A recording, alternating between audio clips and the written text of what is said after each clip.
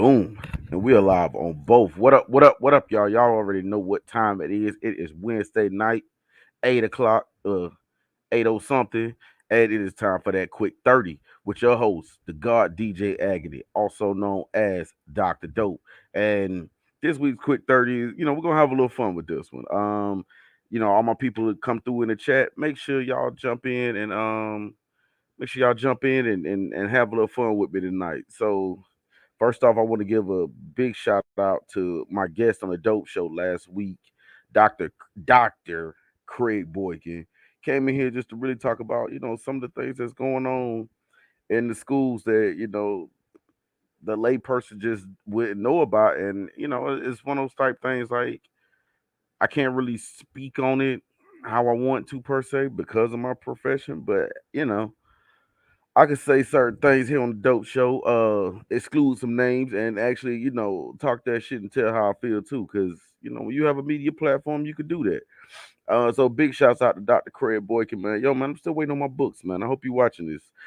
If you have not seen that episode, this is the my favorite part right here. If you've not seen that episode, now you got three different ways to go back and watch it. You can go back, watch it on Facebook under my personal profile. You can go back and watch it on Facebook under the Dope Enterprise page. And you can go to YouTube under Dope Enterprise and watch it there as well. You know what I'm saying? I got my boy Wes in the building. What's good, Wes? Ain't seen you, heard from you in a long time, man. Good to see you. Good to have you in the building. So, this week's topic, and this happened a couple weeks ago, and it's a lot of times, when you have your own media platform, show ideas just kind of fall in your lap. So the other week, I was on social media in a hip hop group, and there were some people, talking about Meg the Stallion as if she reinvented the wheel when it came to female hip hop. I disagree. I think she's okay, but to be honest, her flow, her verses, her cadence, it sounds the same to me on every song. So that's not reinventing the wheel. They ain't even putting no 20s on it. That's not even like that. I don't know. To me, it's whack. I'll just say that. To me, it is whack. And I wouldn't necessarily say she's whack. I mean, she's just dropped a few good verses here and there. And, some of her bars are cool, but it's nothing I'm just tearing my shirt off to listen to because it's gonna be the same thing on every other song. So in this particular group, I got called a hater. I got called out a test. Now, mind you, I am two-time ATL's hottest DJ, which means I may or may not just know music a little bit, just maybe. So, but to the uninformed, and the girl called me a hater. I called her a stan, and then she got mad at me, said I was name calling, and I was just like, "You called me a hater."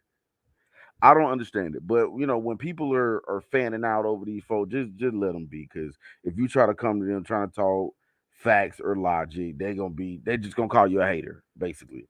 So since I'm in the mood to do some hating, this week's quick 30 top 10 female artists that are better than Meg Thee Stallion. Yes, I was able to come up with 10. Actually, I came up with 10 and an honorable mention just because, well, I can. I know music.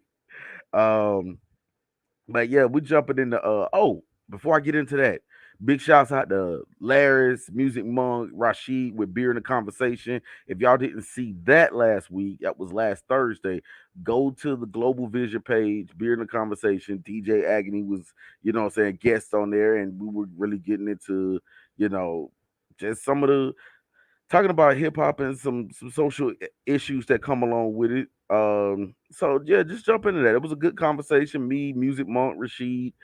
Big shouts out to Laris for letting me sit in on this platform. But now that we got that out the way, let's jump into the list. Number 10.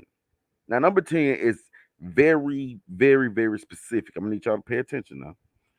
Number 10 is hardcore Little Kim. I'm gonna repeat that. Number 10 is hardcore Lil Kim. And what I mean by hardcore is Lil Kim first album. That's it. I say that for a reason. Why? Because it was her best album. That just it goes without saying. If you really followed her career, every album after that was trying to catch up to that one. That one you had a little bit of everything. You had the sex appeal, you had the bar game, you had good production. Like it was a dope album. It was a very solid album. So I got to give a shout out to Lil Kim on that one, but only hardcore Lil Kim, only hardcore Lil Kim, because everything after that was like, what is this and why? Seriously. So number 10, hardcore Lil Kim. That's it. Number nine. Now number nine, some people would consider her a one hit wonder, but she has a lot of sleeper stuff out there. You just gotta go look for it. Number 9, I got Lady of Rage. Lady of Rage had a style and a flow that was just, it wasn't about selling sex. She was all about just her bars. She wanted to sound like she was the hardest, roughest that could hang with any guy. And you gotta think, with her being signed to Death Row, she had to be the hardest, roughest that could hang with any guy. Like that was like she had to. Or who the hell knows what could have happened? Like who knows? Who knows? But Lady of Rage did give us some joints outside of Afro Puffs. Y'all just need to look them joints up and check them out, man. She had a banger a couple of years ago with MC8. If you have not heard it, go listen to it. Like it's a banger. It's a good one. DJ Agony approves. It is dope stamp, dope approved. So go check that out too. All right, now number 9. Kind of debated on number 9 for a second, but I mean number 8. I'm on number 8. Number 8, I debated on for a second because number 8 actually knocked one of my previous into the honorable mention section. Yeah, I know. Go figure. Yo, I got the God in the building. Peace, Latique. What's good with you, brother?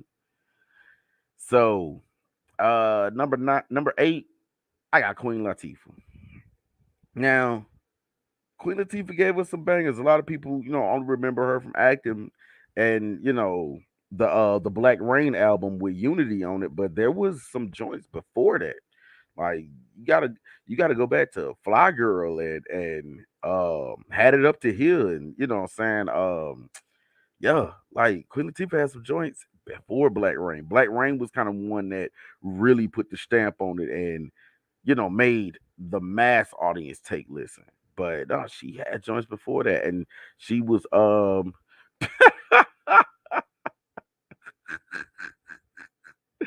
hey, we're gonna start a dope for get DJ Agony another chair. Y'all can quit cracking on my chair. This chair is reliable. It's comfortable. Like another chair, I'd be sitting up here trying to get comfortable, whatever. No. This was reliable. But yeah, with Queen Latifah, she was another artist out here that wasn't trying to sell or as I would say, oversell sex. Um ah ATS Square Girl. What up, Beef? Got Beef in the building. But yeah, Queen Latifah wasn't trying to sell or oversell sex. It was just, about bars with her. And that's all about like, hey, the fellas got they spotlight, but at the same time, the ladies can do what they can do too. Nothing wrong with that. That's fine. God damn it. Or at least a cover for it. You know what? I'm working on that. Throw rug. I'm thinking throw rug. Could be worse. Could be that plastic that be at grandma's house that you either get stuck to in the winter. I mean, in the summer, get stuck to it because of the heat, or you slip off of it if you're wearing the wrong clothes. Yeah, all bad. But yeah, number 8, Queen Latifah. Number 7. And number 7 is one of those artists that you just got to know about. But she is dope. She's as far as new school female artists go, she's one of my favorites. She's very high on my list of favorites. Matter of fact, uh, yeah, Dana was fire across the board. True indeed, beef. But we don't call her Dana. We call her Queen Latifah. That's what she called us. That is her name. Dana Owens is the chick from Living Single. So my number 7, like I said, one of my favorite new school female artists, probably my favorite female new school artist because she's another one that came through a crew of guys, but she's not trying to it's not just overselling sex. And see, that's the thing. Like I keep driving this point home because That's what kills it to me for a lot of female artists is the overselling of sex. We get it. I get it. Now, can you rap? Is my question. A lot of times the answer is no. But oh my God, look at my booty. Does nothing for me. Number seven, I got Armani Caesar from the Griselda crew. Yes, and she drops bars. She gets busy with it. So if you have not heard of Armani Caesar, just check it out. Just go on your on Spotify or YouTube, Spotify, YouTube, Apple Music, whatever you stream off of, whatever you get your music from. Look up Armani Caesar. And like I said, if you like Griselda, she's just a female equivalent, and it works for her. It works for me. So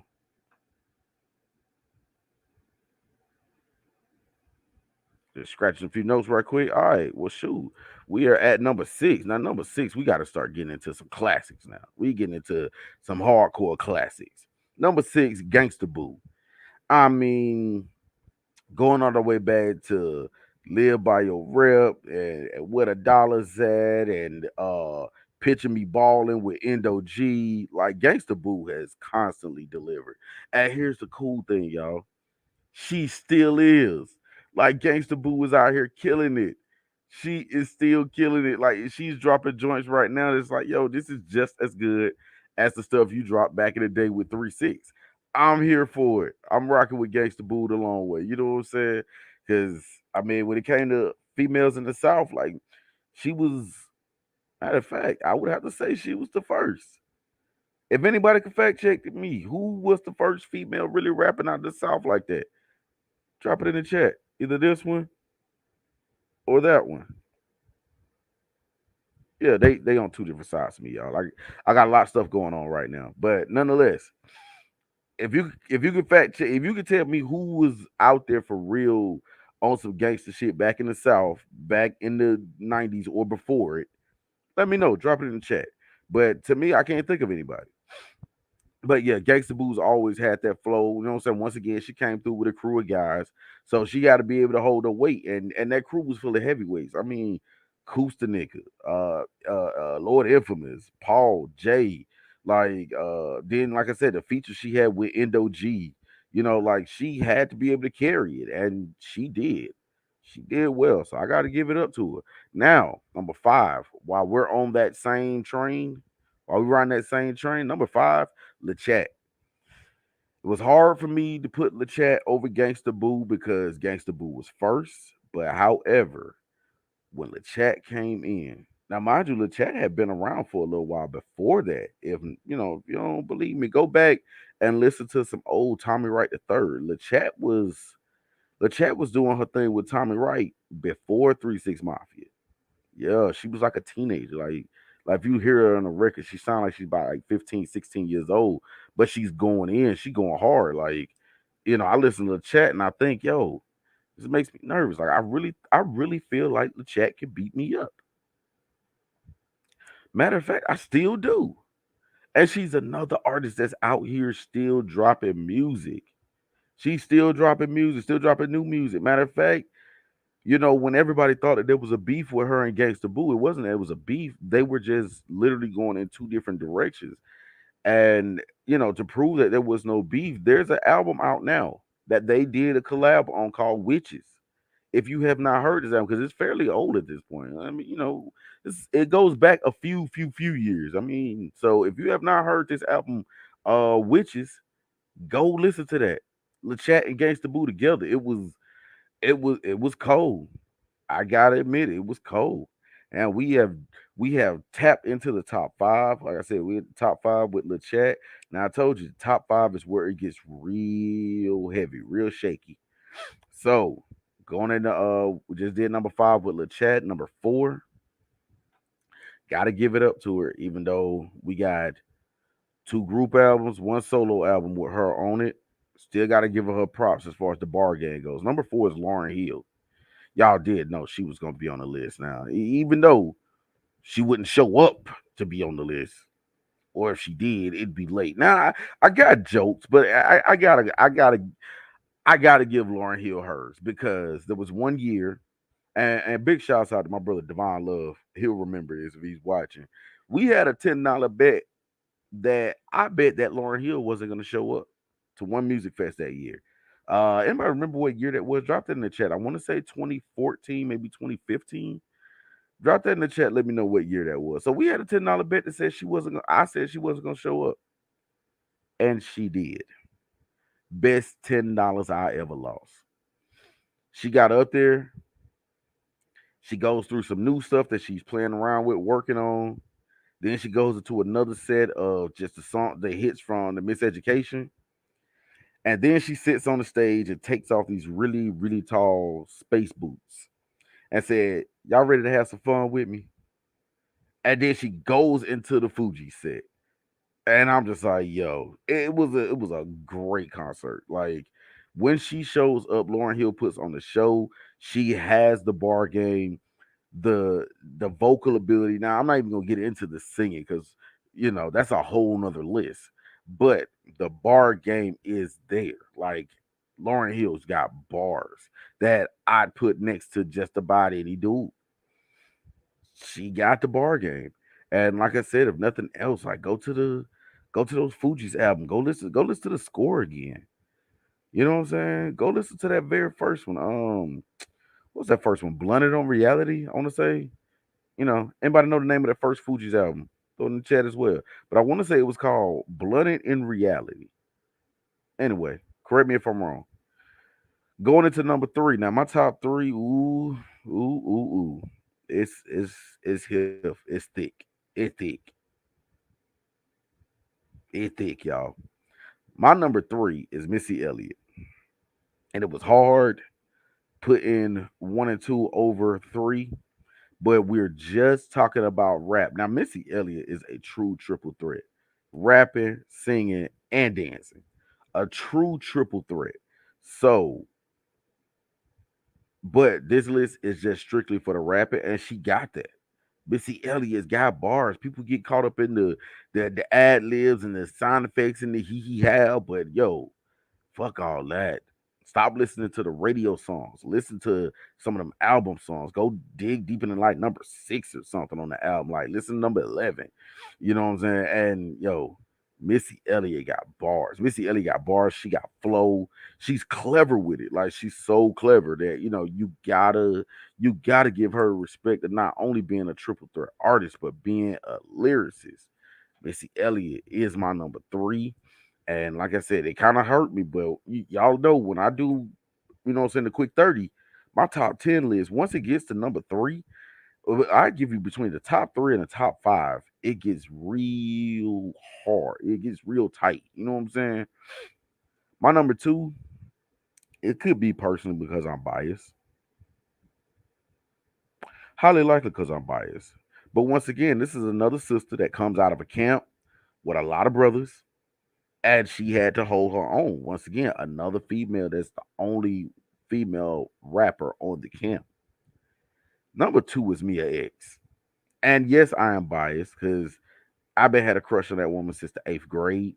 If anybody remembers the joint the slow song that she had on I'm About It, um, I always used to imagine that she was singing it to me because, she was. And if anybody says different, get off my channel. You're a hater. Because that's what you do. When somebody disagrees with you, call them a hater. And Mia X was singing to me. So don't be a hater. But Mia X is another one though. All jokes aside, the bar game was insane. Insane. The bar game was crazy. Yo, LF in the building. Damn right. Mama Mia. But her bar game was insane. Like going all the way back to oh God, what was that first album? Anybody remember the name of that first album? It was something like Daddy, Daughter, Father. It had something about father and daughter in the title of it. But that one, Ladylike, Mama Drama, these were bangers of albums. Like Mia X has a pen game. And it was one of those things too. A lot of artists just sounded great with Mia X. If you don't believe me, go listen to a song where Fiend and Mia X on it are together. Or go listen to a song with Mystical and Mia X. It was like Mystical and Mia X were like the perfect marriage on wax. Big shouts out to my nephew Spud in the building. What you know about No Limit? But he was like 8. But yeah, man, that No Limit tank was serious though. That No Limit tank was serious. If you missed it, oh, you missed it. That was a movement, people. Now, before I get into the number one, I'm gonna give you a recap of 10 through 2. Also, I'm gonna go ahead and throw in my honorable mentions as well. So over number 10, we got Lil Kim, but only hardcore Lil Kim. Do not listen to anything else after that. You can if you want to, but you've been warned here by DJ Agony, also known as Dr. Dope. Do not listen to anything after hardcore. I'm trying to tell you, I'm helping y'all out. All right, hardcore Lil Kim, number 10. Number 9, Lady of Rage. Number 8, Queen Latifah. Number 7, Armani Caesar. Number 6, Gangsta Boo. Going into the top 5, we got LaChat. Number 4, Lauren Hill. Number 3, Mia X. No, number 3, Missy Elliott. Number 2, Mia X. And now getting to the honorable mentions. This sister, now, she did sell a lot of sex visually and on the records. But at the same time, she had bars. She had bars. I cannot front on this sister having bars. First honorable mention is Nicki Minaj. I gotta give it to her. If you could ever get past a lot of the gimmicks and a lot of the weird shit she used to do with her voice and playing off as if she was different characters or whatever, yeah, it was weird. But if you could get past that, Nicki Minaj had bars. She had ice cold bars, y'all. My second honorable mention, Remy Ma. The reason why Remy Ma made the list is because Remy Ma has bars. But as far as making songs, hits, stuff that I want to just personally listen to, it's not there. Every other song to me with Remy Ma sounds like a battle rap. But when you got Chris Brown on the song using a mint condition sample, you shouldn't sound like you're in a smack battle. Another female artist who, once again, everything just sounds like a battle rap or a freestyle, and she has bars but no song structure. That's Young Ma.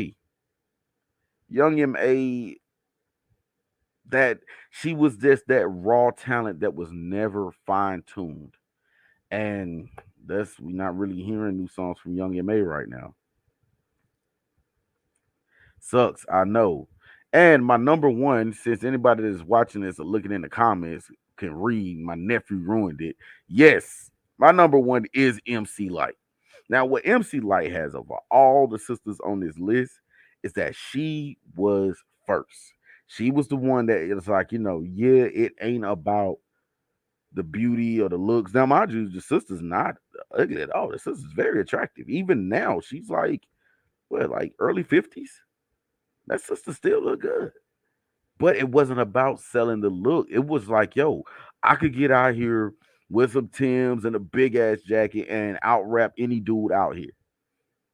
And she has. And she lasted. She lasted a long time. Even with the joints she did in the 90s. With the 90s joints, like to keeping on with Escape and um Roughneck. Yo, she had some joints in the 90s. And then, going back to the early stuff with, Light as a Rock, Paper Thin, you know what I'm saying? Georgie, Poor Georgie, like, yo, like these songs were, like, Poor Georgie just showed that, yo, she's a storyteller too. Like, yo, she got bars. Now, mind you, storytelling is probably one of the hardest things to do because you have to write this story on beat, on cadence, and also you gotta write it to where you gotta write it also to where it rhymes and it makes sense and it flows like a well-written story. MC Light did all that, and she was the first to do it. So, gotta give big shots out to the original MC Light, my number one out of the top 10 of female artists, I think, who are better than Meg the Stallion. Big shouts out to my brother Latik in the building. Peace God. I got my LF in the building. My nephew Spuds in the building. What up? My boy Wesley done checked in on Instagram. What up, Beef? I got the Beef done checked in on Instagram as well. Yo, like I said, from now on, yo, we log it in on more than one platform. So you can't say, my YouTube was acting funny. Cool. Find me on Facebook. I don't have Facebook. Cool. Find me on Instagram. Like I'm eliminating the excuses. You know what I'm saying? I'm trying to get y'all to stay dope as much and as often as possible. Um, we'll have news about Friday's show tomorrow. Might have to move some things around a little bit, but even if we move it, guess what? I'll be right here. When you have a media platform, you don't have to you don't have to do anything. It's right here. You don't have to move it. It's just right here. It'll be right here. So we got news on Friday's show coming tomorrow. It'll be me and Music Monk, but the news and the details will be coming later. So be be tuned in tomorrow to all the social sites. Dope Enterprise on Instagram. No, wait a minute. It's not on Instagram. Dope Enterprise on YouTube. Dope Enterprise on Facebook. Dope dot Enterprise on Instagram. And I leave y'all how I leave y'all every week. Imitation is the sincerest form of flattery that mediocrity to pay to greatness. I am DJ Agony. That was my quick 30. I am dope. Y'all stay dope. And I'm out. Peace.